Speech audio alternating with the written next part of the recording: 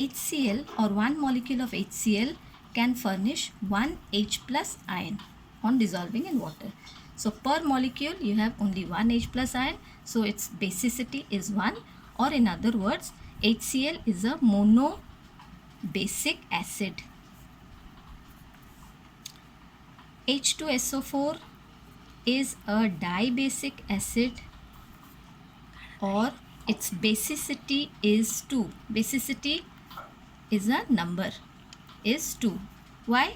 Because one molecule of sulfuric acid furnishes 2 H plus ions on dissolving in water. So its basicity is 2. Example of a tribasic acid is phosphoric acid. Next we come to properties of acids. Now acids are sour in taste and it changes blue litmus to red in color. It changes blue litmus red. It changes methyl orange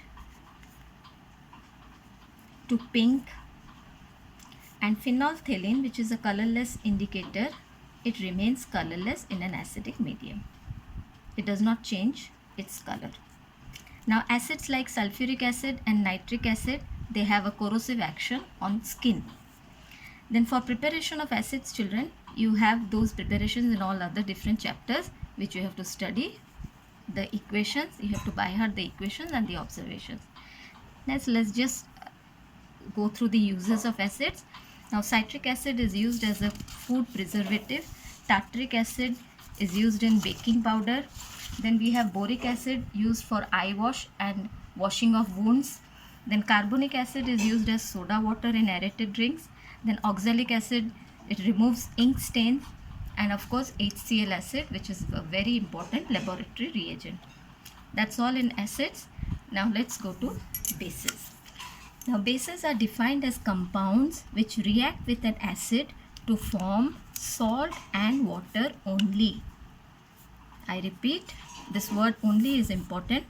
Now bases are compounds which react with an acid to form salt and water only. Now there are certain bases which dissolve in water, or they are water soluble, and such water soluble bases are known as alkalis. Such water soluble bases are called alkalis. Only those bases which dissolve in water are called alkalis. So all alkalis are soluble bases, but all bases are not necessarily alkalis. I hope you've understood that. Now what is an alkali?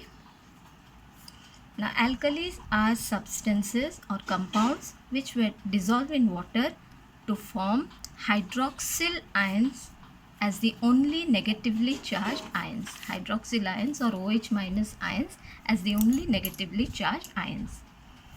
Now similar to your acids, we have classification of bases also. Now the first one is on the basis of its strength. Now depending upon the extent to which dissociation takes place, we have a strong alkali and we have a weak alkali. Strong alkalis are sodium hydroxide, potassium hydroxide. These dissociate completely in water, and in other words they dissociate to a large extent.